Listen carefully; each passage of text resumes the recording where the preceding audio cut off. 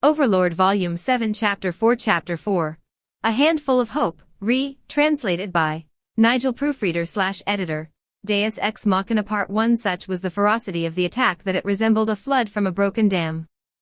The enemy was only a mass of low-tier undead. They were nothing for Foresight to be afraid of. However, what could only be described as a human wave attack showed no signs of stopping. Hecarim wiped the sweat off his face after beating his 10th group of opponents, since the start of the battle, a pair of ghasts. Although he wanted to rest, there was no time for it. He gulped some water from a pouch on his waist, and signaled a retreat as he calmed his breathing down. However, or rather, as expected, the enemy had no intention of giving them any time to rest. A composite party of 3 skeleton warriors, each holding round shields, and a pair of robed skeleton mages with staves in hand jumped out of a side passage. Conserve your mana. Got it. Fully understood. In a situation like this where they could be surprised at any time, magic, which could easily deal with any situation, was a trump card they could not use casually. Because of this, they had conserved as much of their mana as possible. That being said, several of their abilities with limited uses per day had already been exhausted. This was the result of being swamped by the large amount of traps and undead. There were skeleton archers lined up behind barred windows, and out of sword's reach. It was difficult to put them down since the skeletons were resistant to piercing attacks, but Roberdick was able to turn the undead.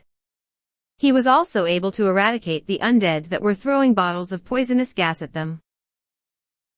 When the floor imitators who glued their victims to the ground attacked in tandem with flying undead, Roberdick destroyed them one after the other with his ability to turn undead. He also exorcised a mixed team of several undead that could cause status ailments like poison, disease and curse.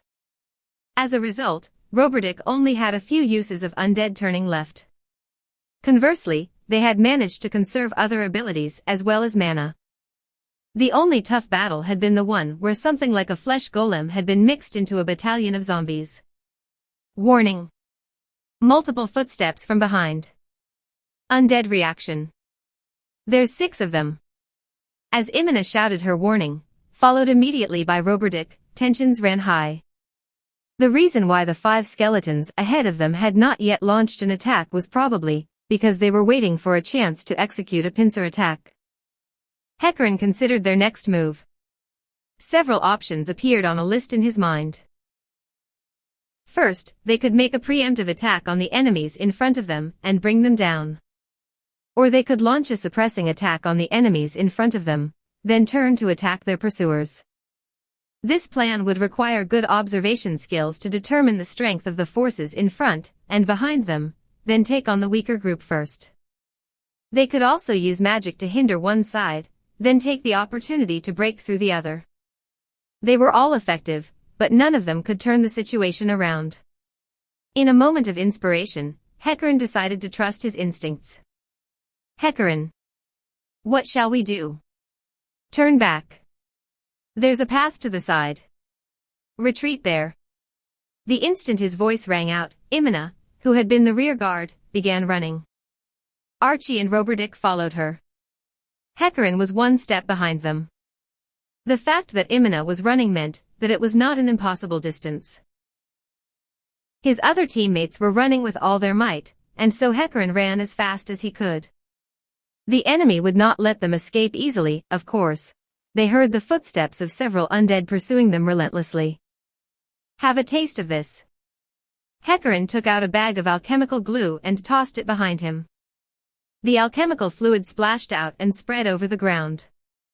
The results were immediate. The sound of footsteps stopped instantly.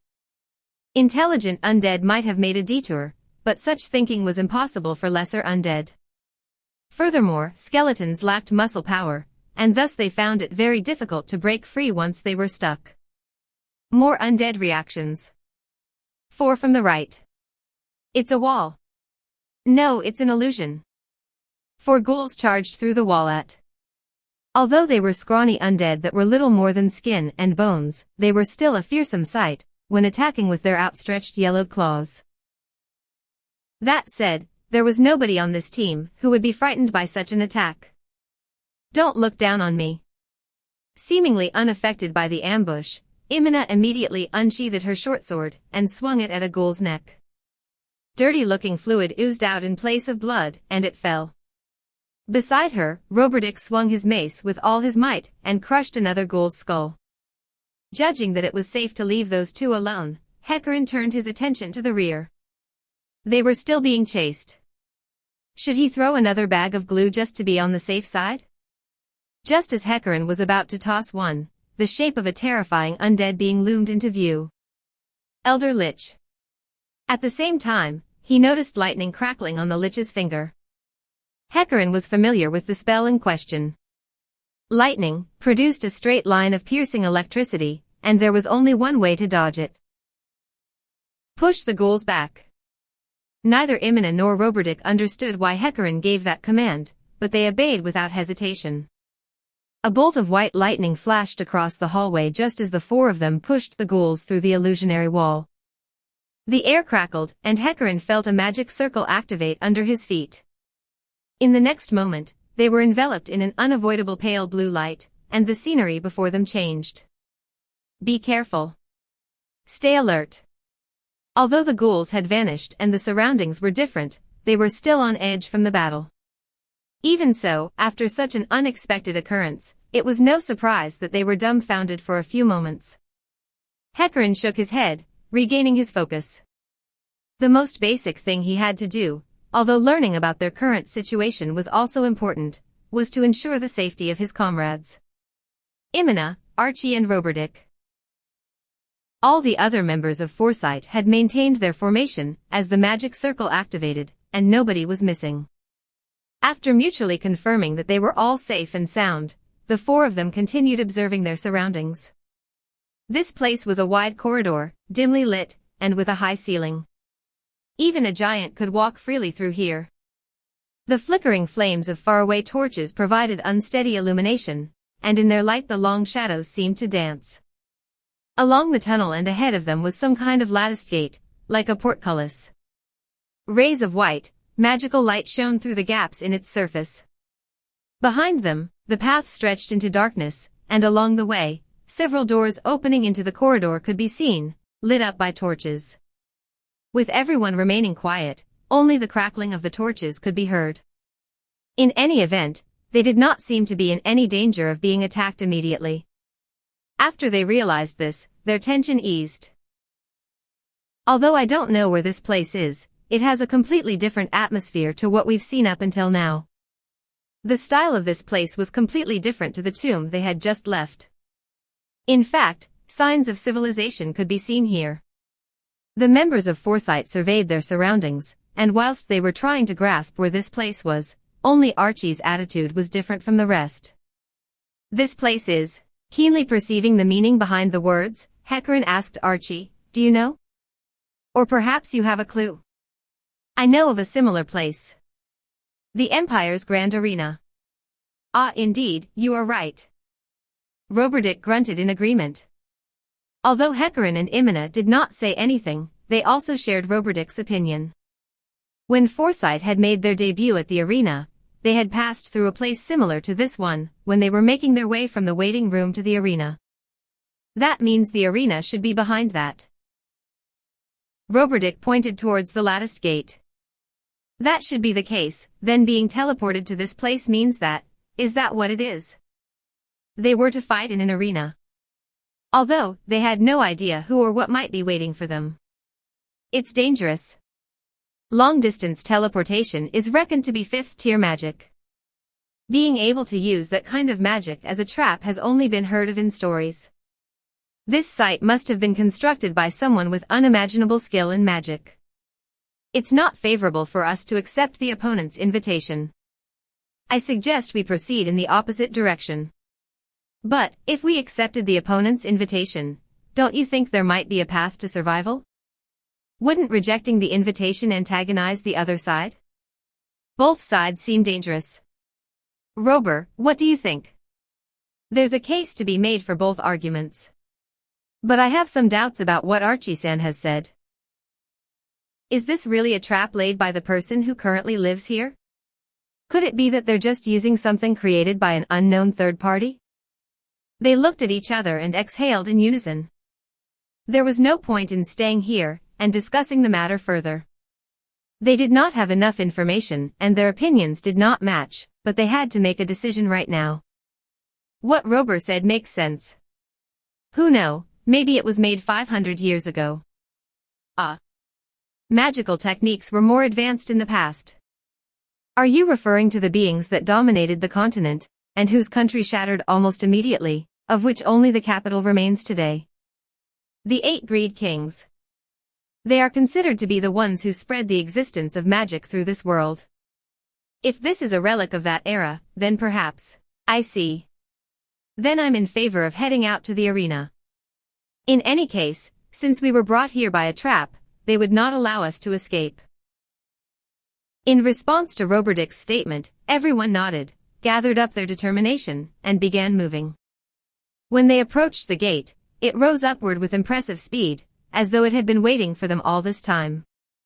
The first thing they saw as they entered the arena were rows upon rows of audience seats around the arena. The arena was no less impressive than the one in the Empire.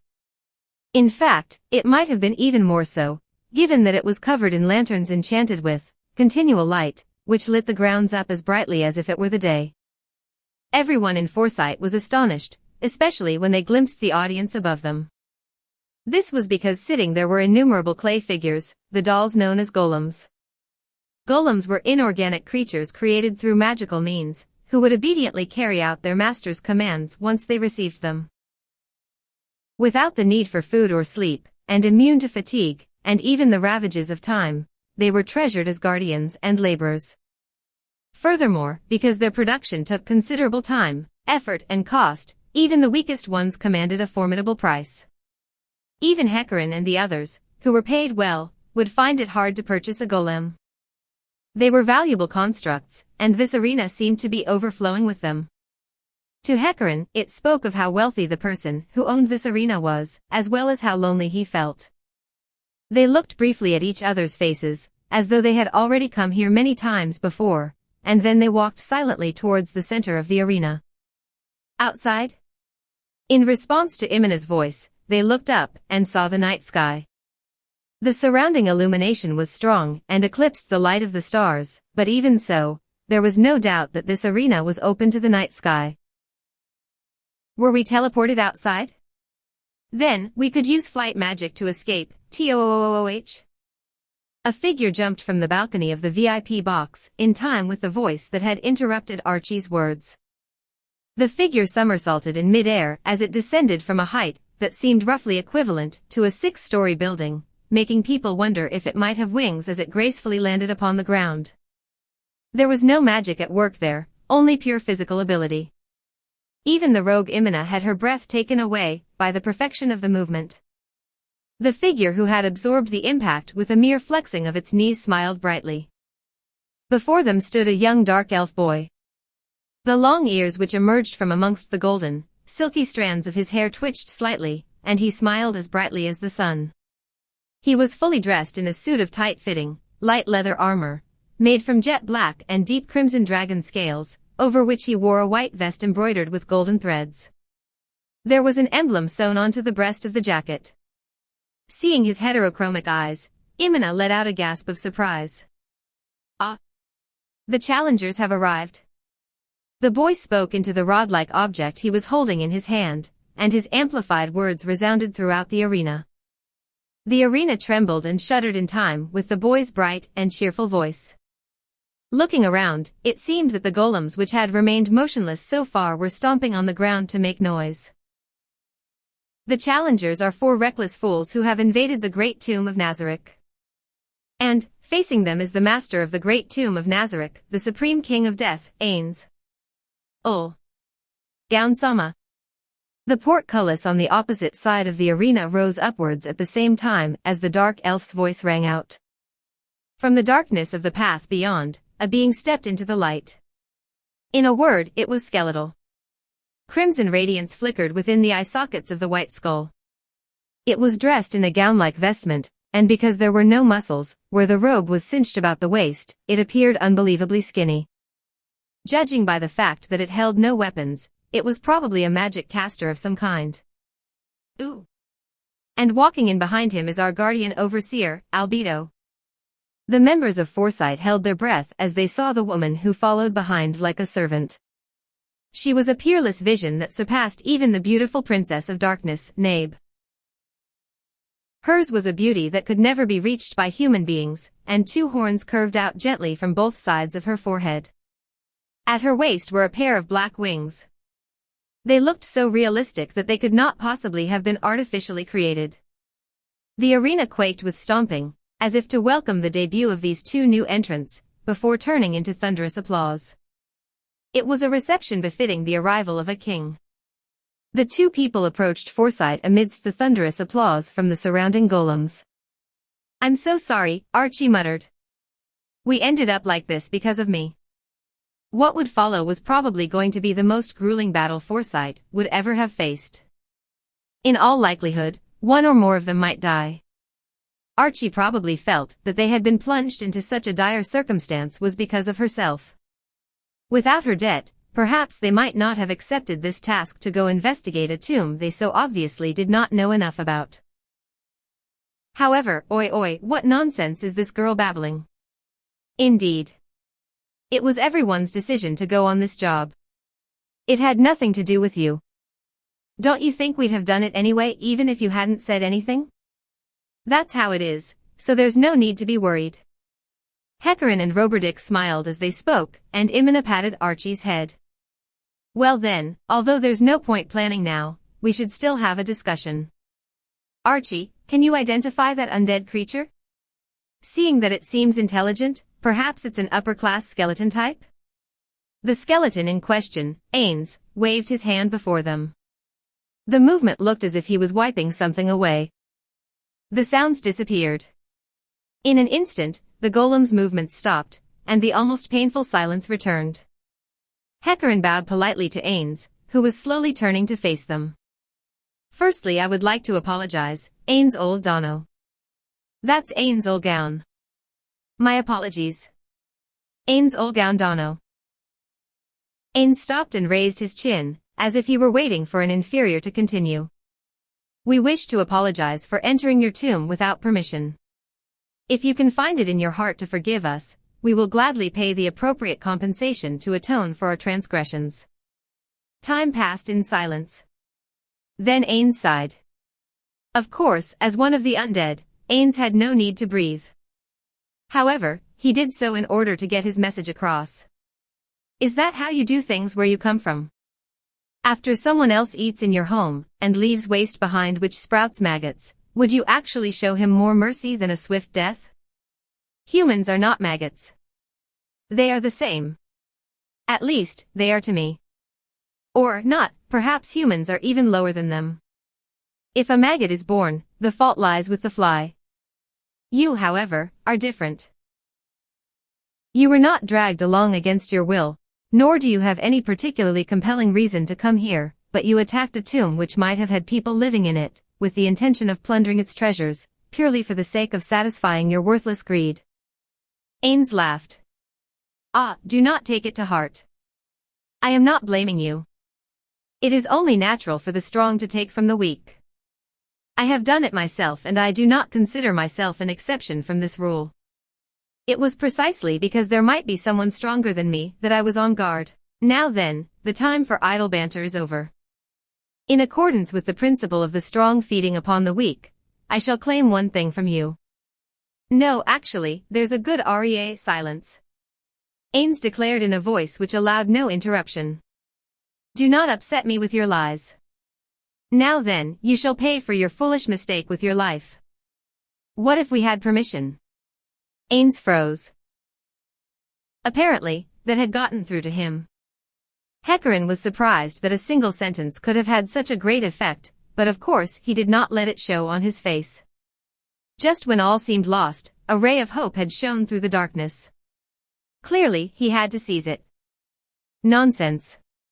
It was a still, small voice, almost on the verge of fading away. Utter nonsense, it's nothing but a bluff. What do you gain from angering me? His unease was spreading, and even the dark elf boy beside him was starting to look uncomfortable. When he turned to look at the last person, goosebumps broke out all over Hecarin's body. The beauty behind them was still smiling. But she radiated a murderous intent that beaded Hecarin's brow with sweat. And what if it was true? No, it must be a bluff. Absolutely impossible. You should all be offerings dancing in the palm of my hand. Ainz shook his head and fixed Hecarin with a gaze that seemed to bore right through him. But, however, yes, that's right, just in case, I will hear you out. Who gave you this permission? Don't you know him? Him. He didn't leave his name, but he was a pretty big monster. Hecarin desperately thought on where the goal line was, where he could evade danger. It was a question that only a person paralyzed by indecision would ask, because only by asking could a person know what was true or false. It's as though he's human, Hecarin thought. This was not the reaction of a monster, but of a coward. This was a good chance. Tell me what he looked like. He was very big. Very big. As Ainz descended into another round of introspection, Hecarin reflected that they had avoided danger yet again, and breathed an internal sigh of relief. He gestured to his colleagues with small movements of his fingers, telling them to find an escape route. Ainz would not act without confirming the truth or falsehood of Hecarin's words. This was all the time they had to think of how to get out of here. What did he tell you? Who knows, someone might have used a charm or dominate spell, or some other special ability. Before that, I hope that you can guarantee our safety. What? If you have indeed gained the permission of one of my friends, then your safety is assured. Do not be afraid. A new word, friend. Hecarin analyzed the information he had just obtained. From the events of the negotiation, he had learned that Ainz Ooal had friends, which he was currently not in contact with. The secret of trickery was to expose the information Yermark wanted, and then force him into a mistake. Well? Why so quiet? Then let me hear what the person you met said to you. He had made it across all the goal lines so far. Now he had to do it again. His palms sweated profusely. He said to give his regards to Ainz in the great tomb of Nazareth. Ainz?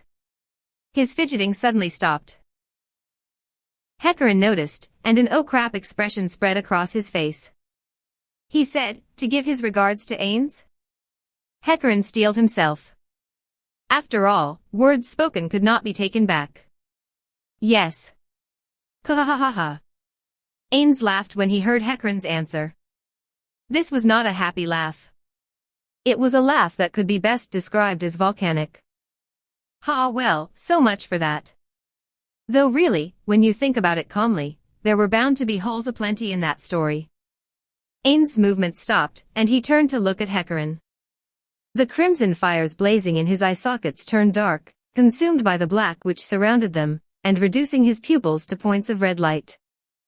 Hecarin and the others took a step back, as though Ainz's mere line of sight was exerting physical pressure on them. Within that glare was the purest rage. You Trewascha. You dare? You dare to tread your your filthy boots into the Nazareth that we, my friends and I, created. So intense was his fury that Ainz was struck speechless. His shoulder blades moved as though he were breathing deeply, and he continued. And you? You dare use the name of me, of my treasured friends. You dare use it to trick me. You shits. Do you think that can ever be forgiven? Ainz was screaming furiously. It would not have been a surprise if his anger had gone on forever. However, his rancor suddenly vanished, and he returned to his usual calm. It was a sudden change, as though the emotion had simply been switched off. The abrupt change was enough to make Hecarin and his team, who were facing off against Ainz, think that something was amiss. Although it made me angry, the fault does not lie with you. Of course you would tell an outrageous lie to preserve your lives. To tell you the truth, I'm still very mad. I guess I'm still too willful. Albedo. Aura. And all the guardians who can hear my voice, everyone, cover your ears. The absolute beauty, and the dark elf boy listened intently. The boy stuck his fingers into his ears, while the beauty delicately covered her ears with her hands. This was without a doubt to show that they were not going to listen to what he said. From the beginning, I was opposed to this plan to invite filthy thieves into my great tomb of Nazareth. But that said, I understand that this was the best method and I accept it. Ainz looked back up, and regretfully shook his head. Well, that's all. Rant over. As a final mercy, I wanted to grant you a warrior's death, but now I've changed my mind. Now I will dispose of you like the thieves that you are. While talking as though it were somebody else's problem, Ainz shed his gown. Naturally, there were bones below. A dark red orb floated under his ribs, emanating a feeling of dread. He had nothing on besides his pants and greaves. No, there was one more item. There was a leather collar around his neck, with a chain, broken halfway down, dangling from it. Oh! A strange sound came from above them. Looking up, they could see the upper body of a silver-haired girl leaning out of the VIP box. She was immediately pulled back by a blue gauntlet hand. What the hell is she doing? I'll go scold her later.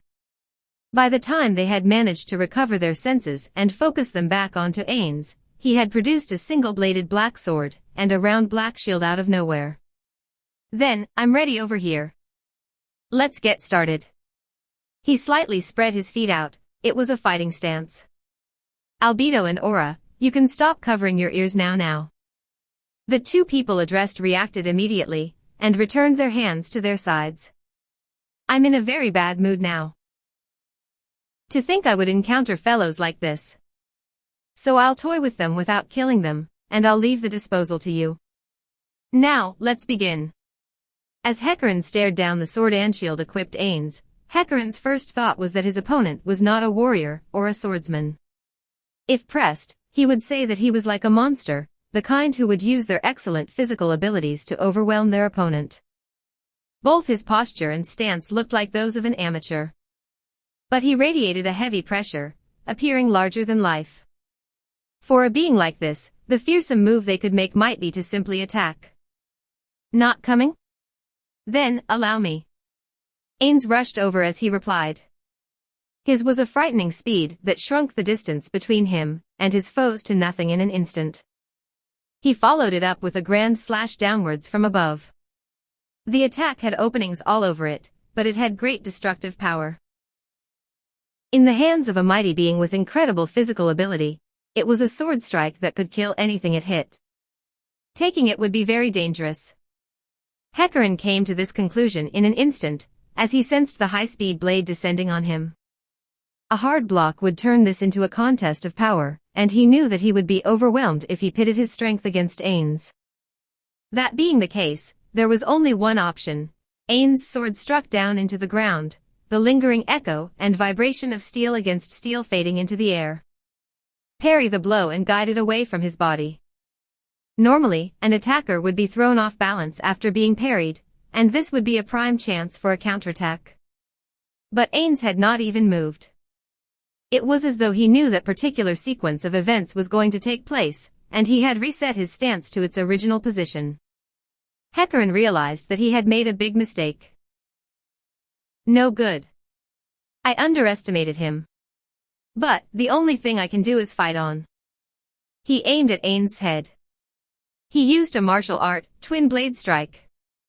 The two swords inscribed gleaming arcs in the air as they scissored toward Ainz's head. Normally, bludgeoning weapons would be more effective against a skeleton-type enemy like Ainz, but Hecarim was more adept with slashing weapons, and not nearly as proficient with blunt weapons. His main objective was to try to inflict some damage on Ainz. He flurried as many attacks as he could against Ainz, not caring if they hit or missed, in the hope that at least one of them would get through and strike him. The twin swords sped toward his opponent's head. An average person would have taken it full-on. A first-rate opponent might have only been scratched.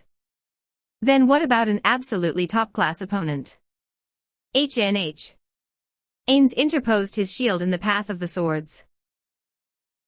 Normal people would not have been able to accomplish it, but with overwhelming physical strength and speed, it was possible. Magic arrow. Lesser dexterity. As the shield blocked the two strikes, Archie's spell sent a white bolt streaking towards Ainz. At the same time, While the sound of clashing metal still rang in the air, Roberdick cast a spell to augment Hecarim's agility. Child's play. Ainz did not even bother looking at Archie. The missile of light flickered and faded out of existence before it even managed to touch Ainz. A shocked expression appeared on Archie's face. Spell immunity? But from where? Humph. In response, Ainz swung his shield at Hecarim's face. A shield bash, is it? The widely known